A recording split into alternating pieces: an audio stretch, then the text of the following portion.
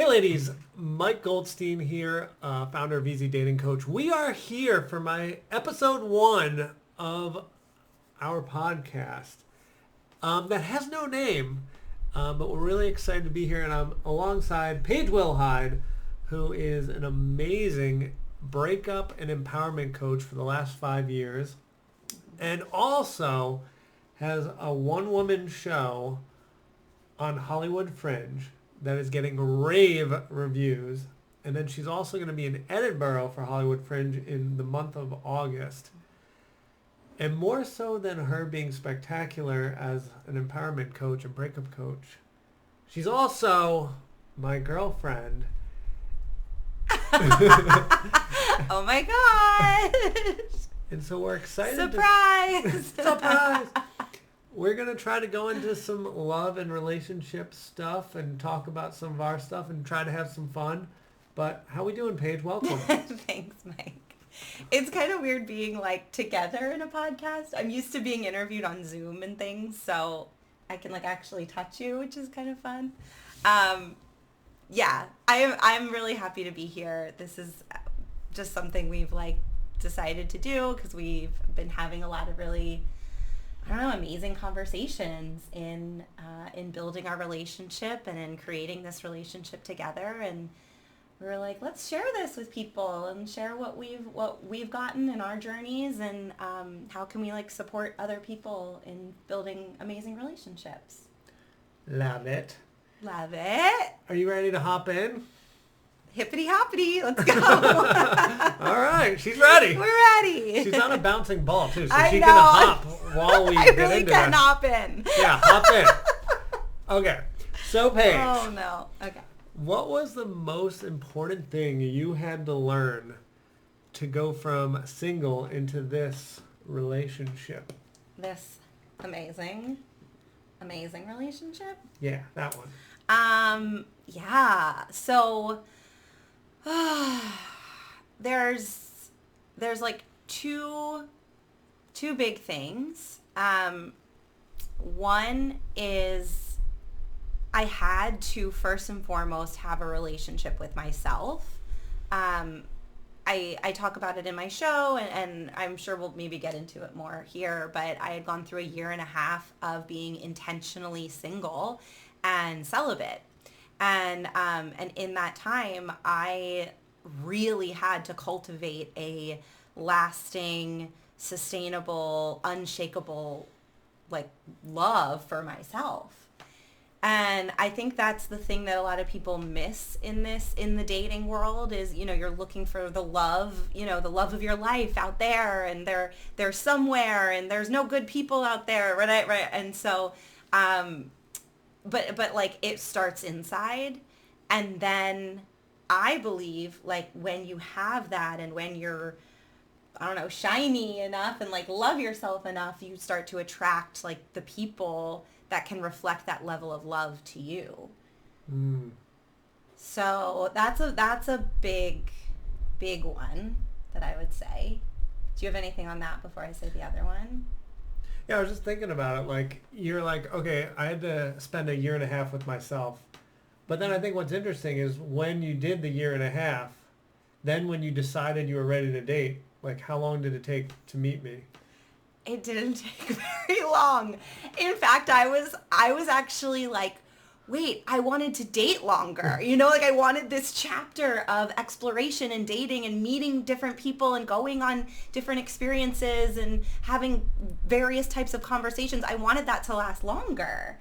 And you came into the picture very quickly when I chose that my single chapter was coming to an end.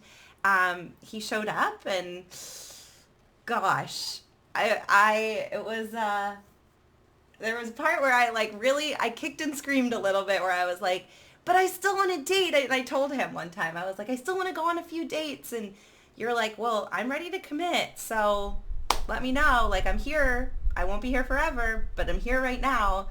And, yeah, it just like, what was your question? Like when you were ready in your year and a half journey. It was quick. Yeah, like a month, 2 months. Like, do you know the time frame? I sort of slowly started dipping my toe into dating. I created a dating plan for myself and Ooh, a plan. a plan. I know you love a plan. I do love a plan. I had never had a plan before. I had never had a dating plan before. It's magnificent. Ooh. I feel like we should do a whole episode on a dating plan. We could, maybe. We could maybe. I know you like to plan. So yeah, I had a plan and took a little while to develop that. And then I had some resistance with the apps because I was like, I don't know about the energy on the apps and like what kind of people, like, is it like all desperate people out there on the apps? Like maybe I just meet someone in real life because I go out and I like meet people all the time and I'm sure there's someone out there I could meet in real life. And, yeah, so I had a little bit of like some back and forth resistance with the actual like putting myself out there. I finally decided to go on the apps. A mentor of mine was like, you're literally putting yourself inside the dating pool. Like actually, right? There's like a pool of single people on the apps. Like you're actually putting yourself in that pool. And it's a great place to like practice. It's a great place to like just connect with someone, go on a date, meet people. So you were ready. How many men do you think you met? 2. You got 2 men? Oh shit. Like I'm one. There's another one? I met a guy when I was hosting trivia and we went on like 2 or 3 dates, like just kind of walking dates. And then I talked to a few people on the apps, but I met you and I was like, this feels great. Like, this is everything that I've been wanting. I'm scared. And then all the fears come up and all those things, and we can get into that later. But yeah, you were the... Shit, that's fast. Second person. It is fast, but this is actually the other thing, the other part of my answer to that question, the things I had to learn was to surrender the timing. Because I wasn't expecting it to go that fast, obviously, and I don't want to like put like a false expectation out there that once you love yourself fully, like the person's just gonna come. It doesn't always work that way. So I really had to like just let go of any timing. And I was really in a place where my life was so full. I loved my life. I loved my friends. I loved my work. Like everything I was doing was so fulfilling and nourishing to me that I was like, okay. I was actually really okay if that person never came. Do you know what came up for me while we were like first dating? No, I don't, but tell me. Oh, let me tell you. So, as a planner, and something I've been having clients do forever, is write down like 5 characteristics they want in a partner. And so I wrote down my 5 things. And then when I started dating you, you didn't have like 2 of the things. And I didn't check all the boxes. She didn't check the box. You didn't check the boxes. So then, but I come back from the first date and I'm like checking in with my body, and I'm like, man, that felt like really nice. Like I had a good time.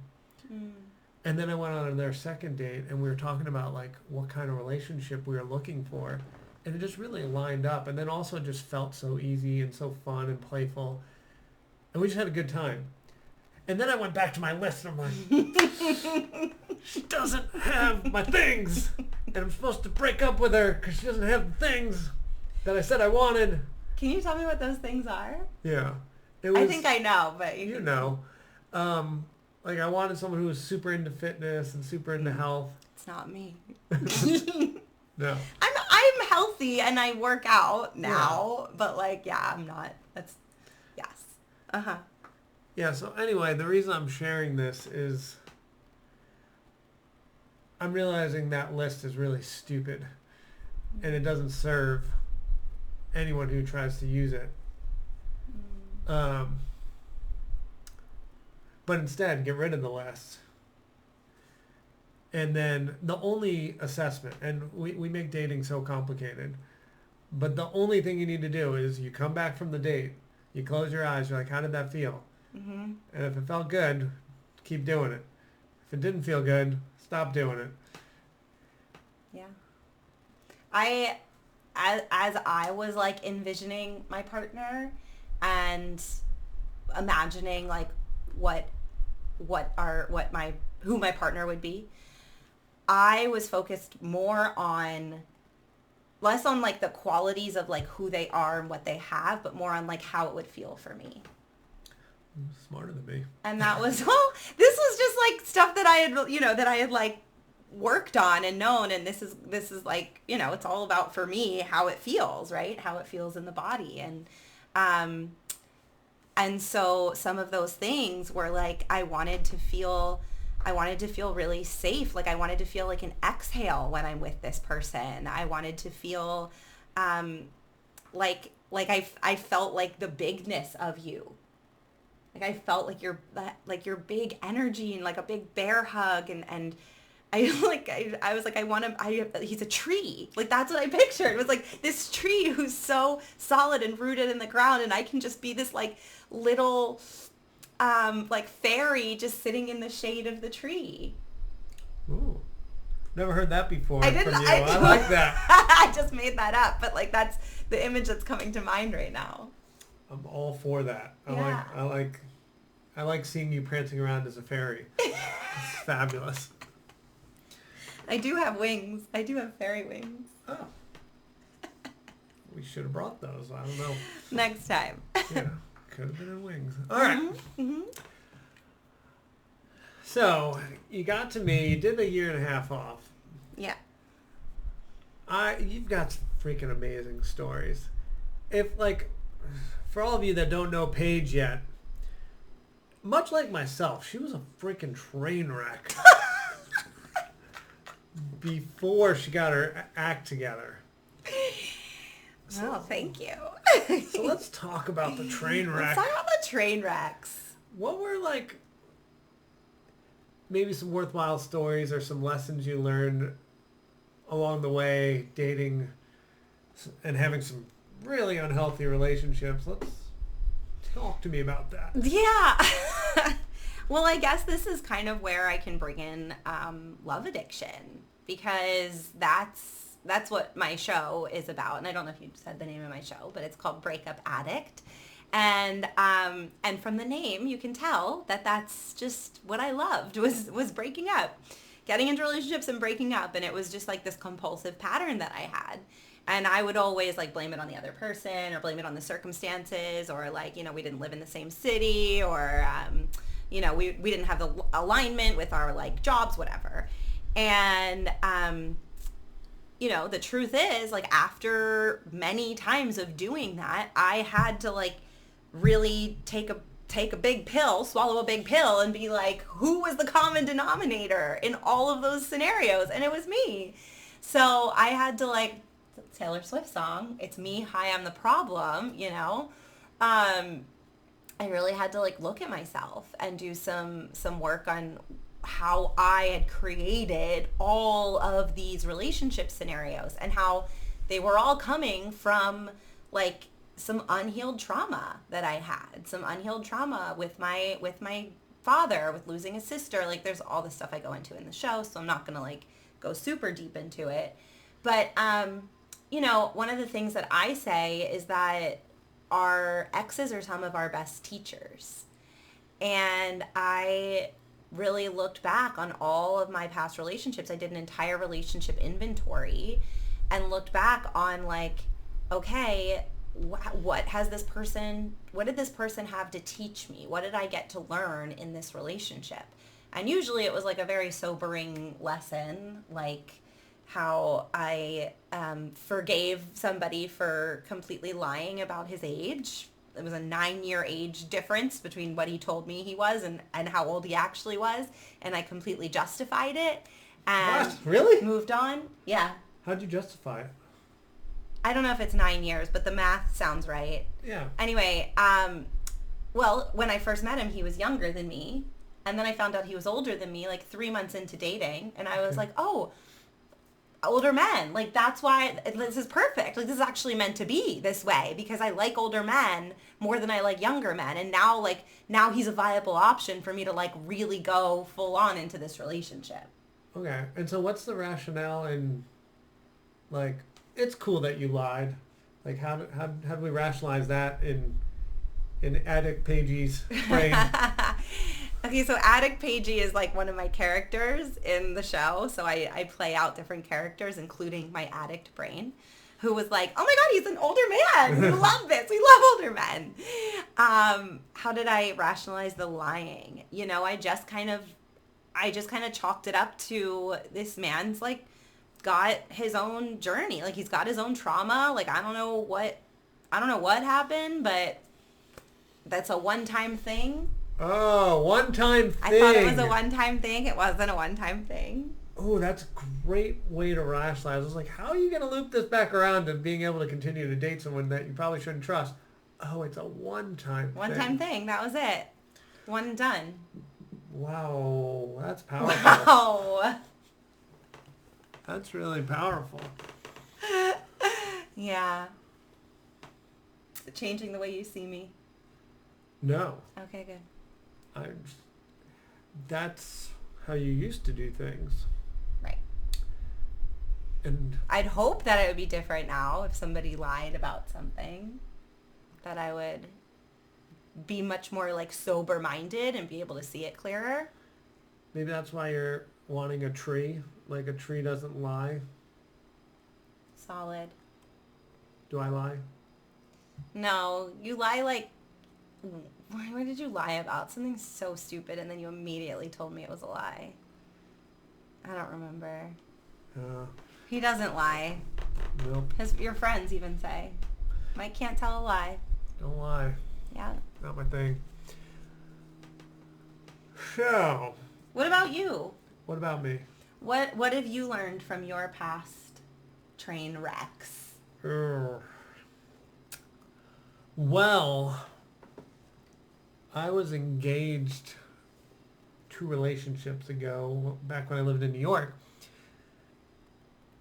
And I had a lot of problems. Specifically, I was a huge people pleaser, could not state a boundary for the life of me, hated conflict.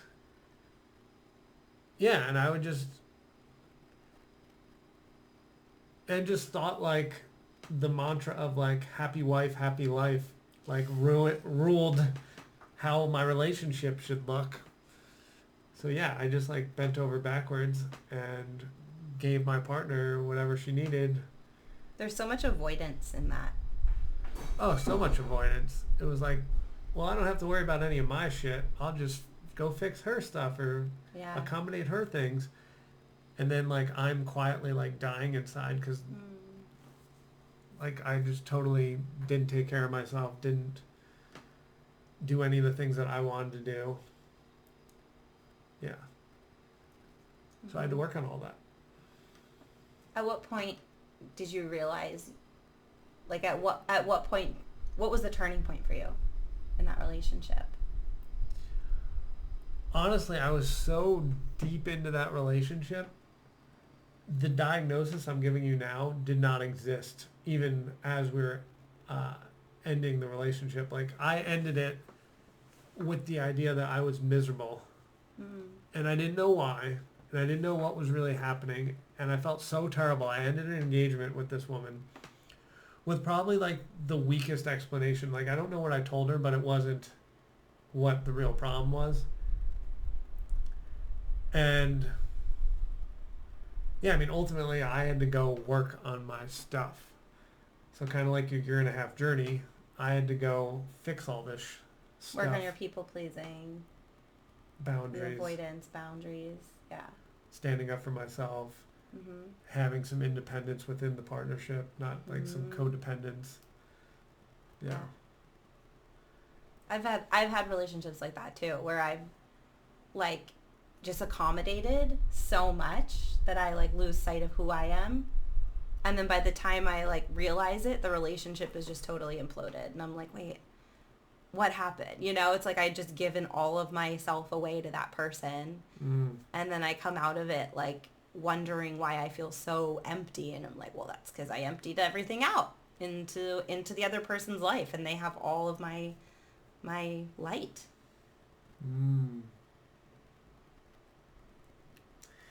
So I have a question that's Okay. kind of, for me, For you? a little bit. Okay. So, Paigey, what made you realize this relationship was healthy?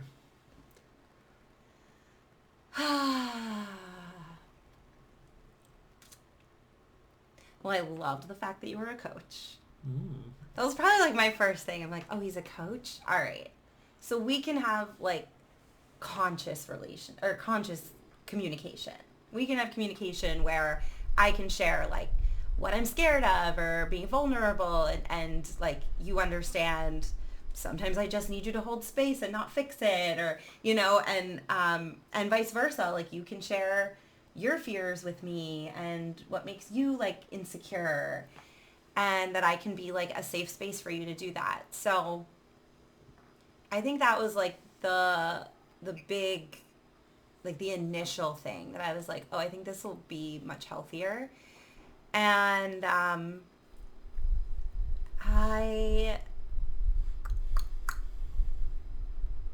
has made me realize that this is healthy?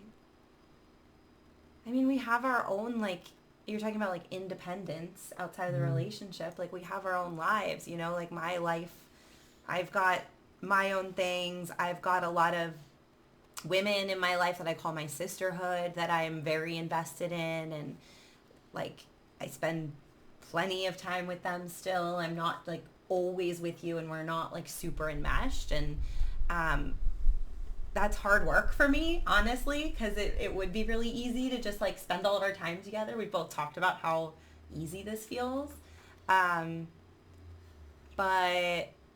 yeah, like I just have my own separate like things, my own anchors that keep me anchored into Paige. You know, Paige's life outside of Paige and Mike.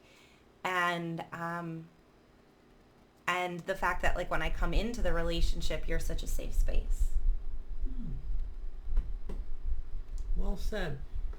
What about you?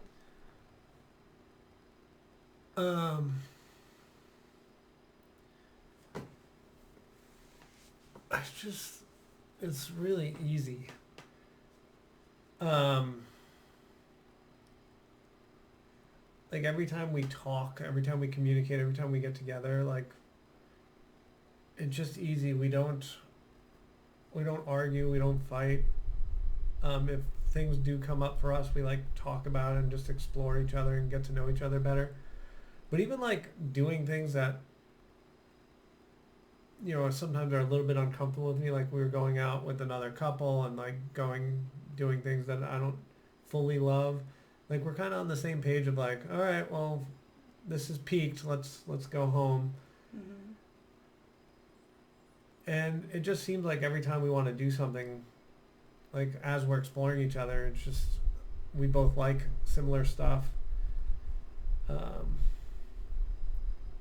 Yeah, it's just really easy. And anytime something comes up for us, it's just exploring. Yeah. Yeah, I don't think we've ever really had like a real fight. Just more exploring. Would you agree with that? Yeah, we've had like, I call them like difficult spots that we've gotten into. Sure. And I actually love those.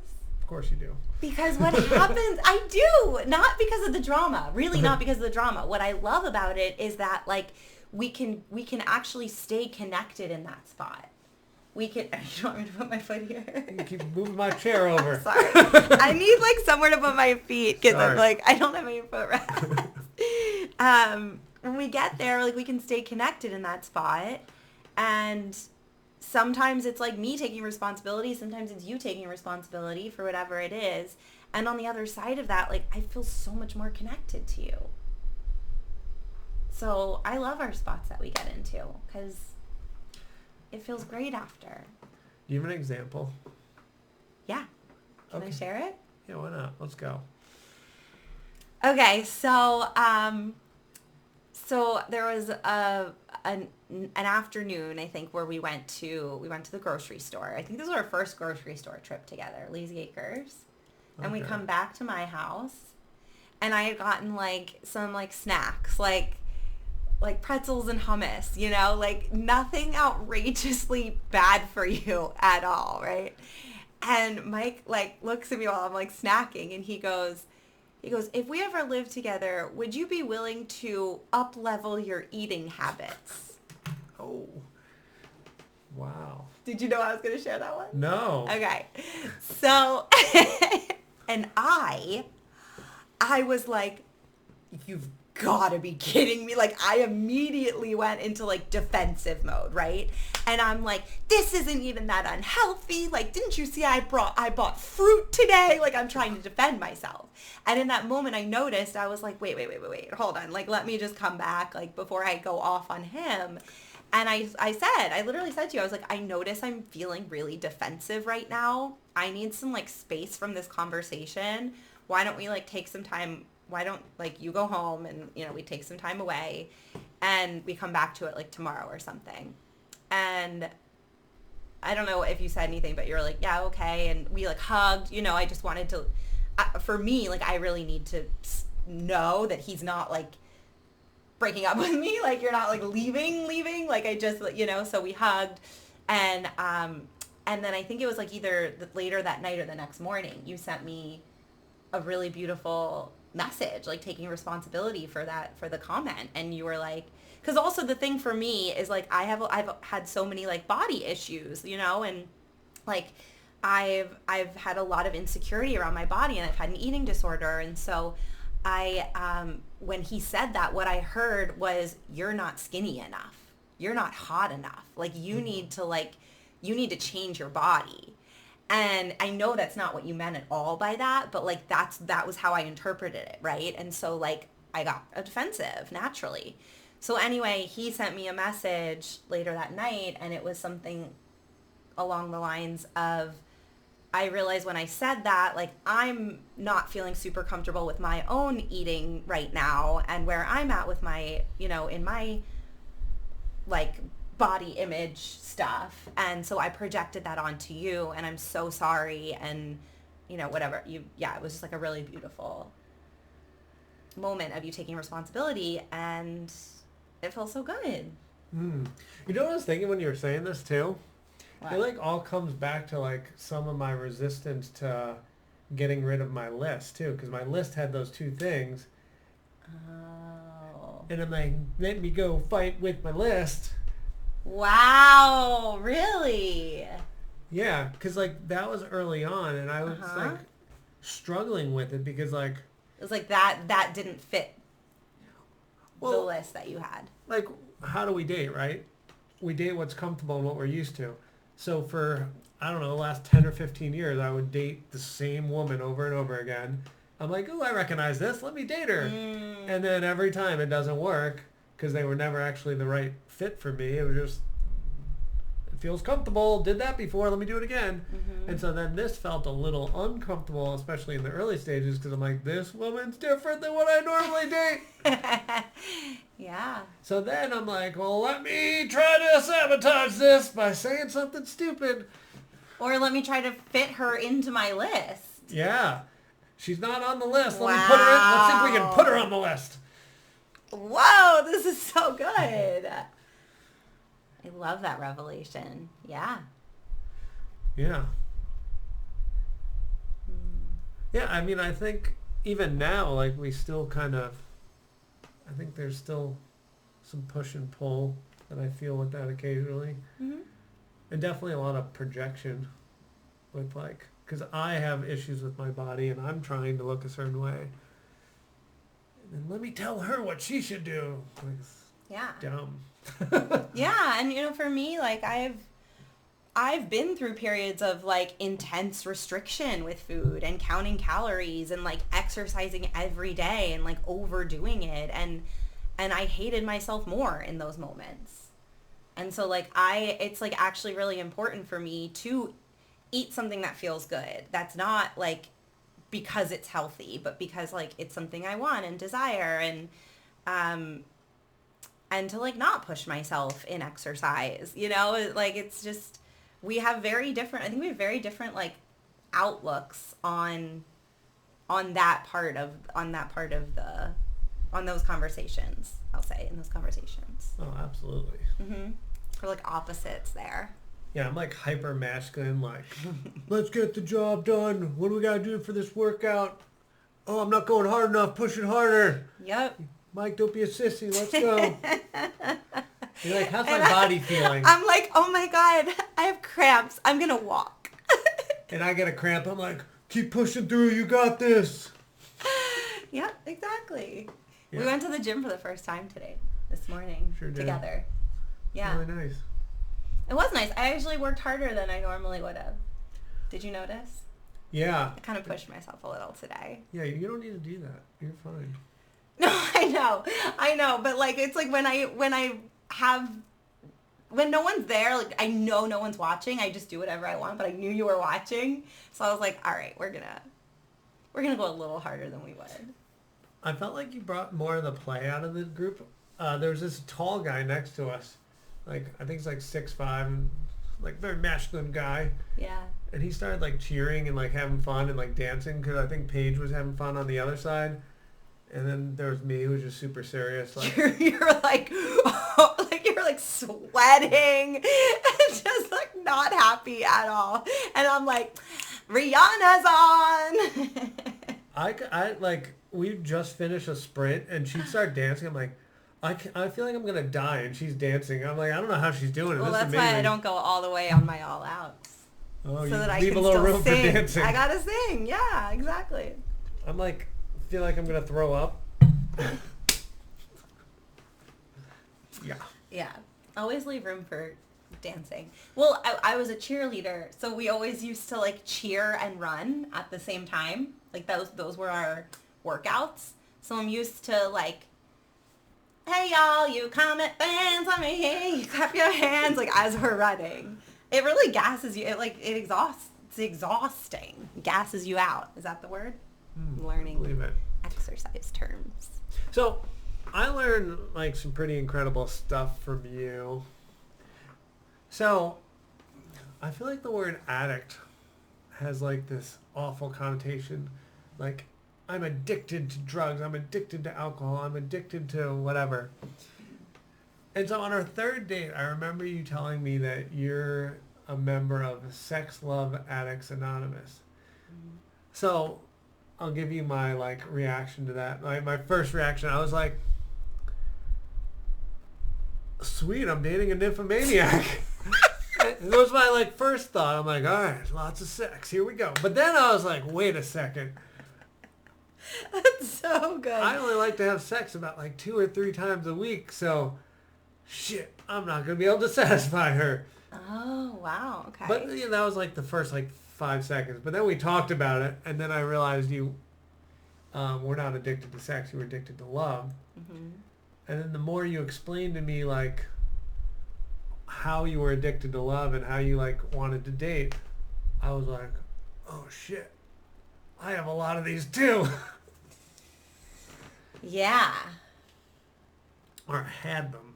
I think it's a big blind spot for a lot of people because it's so, there's just so much acceptance for it in our culture, and so we don't really see if there's an issue until it like becomes overwhelmingly like so obvious. What part are we accepting? What part are we accepting?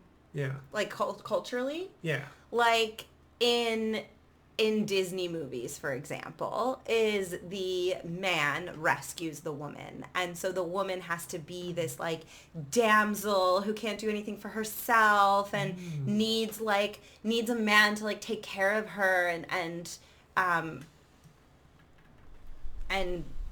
you know, rescue. It's like that. So we got the damsel, so the rescuing. Yeah. There's a lot of codependency approval in our culture, is like being together, like being enmeshed and together all the time. And like, if you're not okay, I'm not okay. And like, how do I make you okay? Like that, there's a lot of that. So you don't realize like how much those things impact your own like existence, your own life, until they just become like too much, like they become compulsive, like they actually start to run you rather than you having control over them. So yeah, love addiction is really interesting, because I think a lot of people have patterns and tendencies of love addiction, whether they identify as a love addict or not.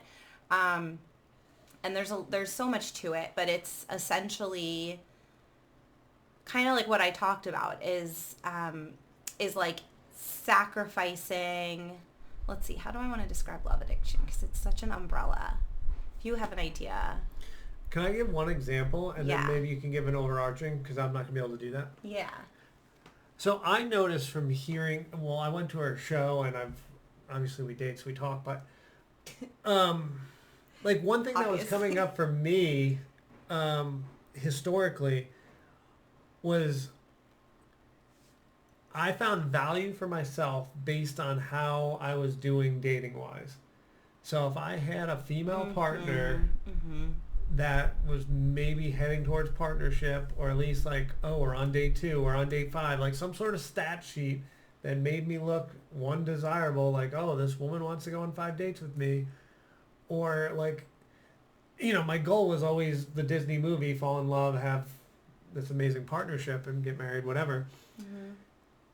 And so I valued myself at, well, how am I making any progress on that? Am I putting in the effort? Am I masculine, like going on these apps and getting these dates? And so then if I had nothing happening dating wise, I was like, I'm not valuable. I'm not getting closer to that goal. I suck. And then what was even more unhealthy about it, let's say I got with a woman that felt like 80% of the way, like probably was never going to be my forever partner. If we were on date 5 or like dating for 2 months, I felt valuable because I was further along in the process. But in reality, of course, I was not further along at all, because this was not my partner. But I was like, well, chugging along. I'm doing the things you're supposed to do. Yeah. Yeah, it's like you seek value from external sources. You seek what you like, you seek love essentially from like external sources, whether that's in like the form of validation or getting attention or flirting or sex, right? Like however it shows up for you. But that's the pattern. I think that's a really beautiful example, because yeah, that's the pattern, is like everything out there is going to make me feel better about myself here, rather than saying, what do I need to source myself? Like, how do I source the love, the validation? We say LAVA, LAVA, love, attention, validation, affection. So how can you source those 4 things inside of yourself? Yeah. And that's what my show's about. Come see Breakup Addict. Yes. So what do you think is like the overarching, like, well, I guess it doesn't matter. What do you think, like, I just told you something that was coming up for me. What do you think, other than the damsel, what do you think, like, can you give us like a specific story of one of the major ones that came up for you? Yeah. Oh gosh, I don't want to ruin like part of my show. Just say it. It's just one piece of a amazing show. Okay, so I feel like, I wonder if you can relate to this, because I feel like a lot of women can relate to this, is the there was one night where I was like hanging out with all my friends, and I had like this big crush on my guy friend at the time, and I was like, he and I are totally gonna hook up tonight. Like, we're totally, like, this is gonna be the night that we finally hook up. And so I got like really drunk, and alcohol was always such a great tool for me to like feed my love addiction, because it was easier, you know, my guard was down. I didn't have to like, I wasn't in my head. I didn't have any inhibitions, right? And so I hit on him, and I'm like flirting with him, and he was so disinterested. He was like, no, Paige, like, we're not hooking up. Like, this is not going to happen. And I was like, fine, I'm leaving. And I ran out, and I fell. My friend said it sounded like a refrigerator fell down the stairs. I fell down the stairs. I was on like a 4th floor walk up, and I'm at the bottom of the stairs, and he comes down and like, he's like, Paige, what are you doing? And he like lifts me up and takes me back to my bed, and we ended up hooking up that night. So I won. So I got what I wanted.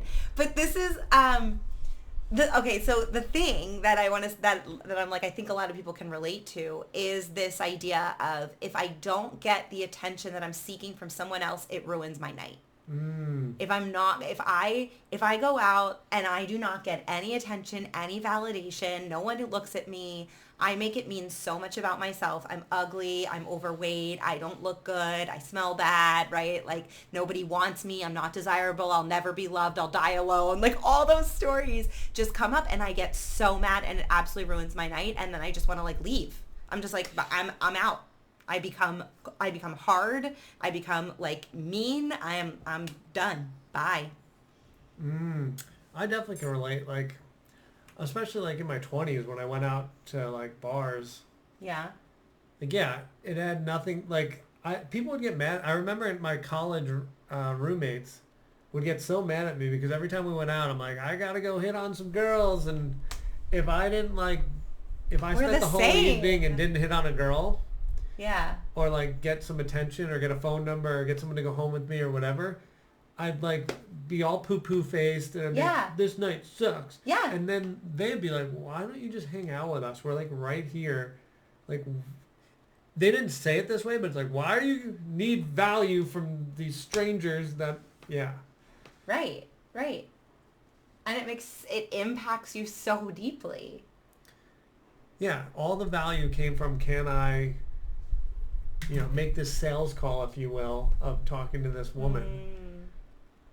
And, if I didn't make any sales calls or, like, try to hit on women, like, you loser, why didn't you, like, try? Like, you just wasted a whole evening. What would you make it mean about yourself if nobody, like, took the bait? I mean, I think I've always been decent at dealing with rejection, so I was probably just like, I should have tried more women or should have talked to more people. Need a better strategy. Yeah, better strategy. Yeah, I never, when I was younger, I had a lot of confidence, so I never, like, beat myself up like, oh, you're not good enough. Like, I was, like, pretty fit and, had things to offer, I thought. So, no, it sounded like you, if no man was interested, you went internalized and you're like, yeah, I'm not pretty enough. I'm not all these things. I made it mean everything about me. Yeah. Yeah, fortunately, I didn't have that, which was probably pretty nice. Yeah. So what did you, I'm like, what was the thing that, like, made you poo-poo face then? Just like as a man, it was more about the result. Like, I didn't get the phone number. I didn't get the attention. Oh, like you're a failure. Like you failed at your, like, task? Yeah.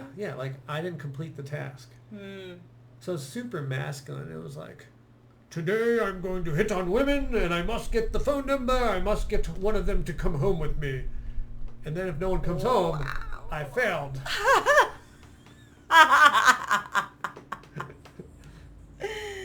Oh my goodness. Yeah, the mission is not complete. Failure. Yeah, failure story. Yeah, so Friday went poorly, and I must make it up on Saturday. This is college, too. Like, this is, you're 18 to 22. Yeah, I mean, that's the other thing is, like, you just kind of have to go through some of those things in college. Like, I'm really grateful for all, like, the experiences you had, Like, same way I'm grateful for the experiences I had. I wouldn't be the woman I am today without them. A lot of our trauma matches, so we can understand each other. Mm-hmm. We're not trauma bonding, though. We're just... I don't think we're trauma bond. No. No, we just understand each other. Yeah. We're not unhealthy. I hope not. But let us know what you think in the comments. Yeah, if you think we're a hot mess. No, I won't read the comments. I get so triggered by comments. Oh my god. All right. You'll read the comments. If you say something positive, I'll show it to Paige. If you say something negative, I will absorb it. Yeah, thank you. I will be the tree that provides the shade. Be my tree. Be my Yeah. tree. I don't get too upset by negative comments anymore. No, I know you don't. It's good. I need to learn that. All right. I think we've talked long enough. What do you think? It's peaked. It's peaked? I think it's peaked. 45 minutes. Great. Look I at know. that. Ladies and gentlemen, We nailed it. or ladies if it's just ladies. Or gentlemen. Ladies and gentlemen, thank you for tuning in to our first ever podcast episode. If you have stuff you'd like us to talk about, please put it in the comments because we're basically out of topic ideas at this point. No, we're not. Just We have kidding. So many things. We have so many things we could talk about. All right, she has a lot of things she wants to. I don't know. I'm going to get No, a just chair. kidding. This next time I'm going to have a chair. I promise. Yeah. Such a bad boyfriend. Give you a ball. I don't even Throws have a me chair. on a ball. I'm basically homeless. I volunteered to do the ball. To sit on the ball. It's true. We had a chair over there. It's not very comfortable. No. All right, we're out. Bye.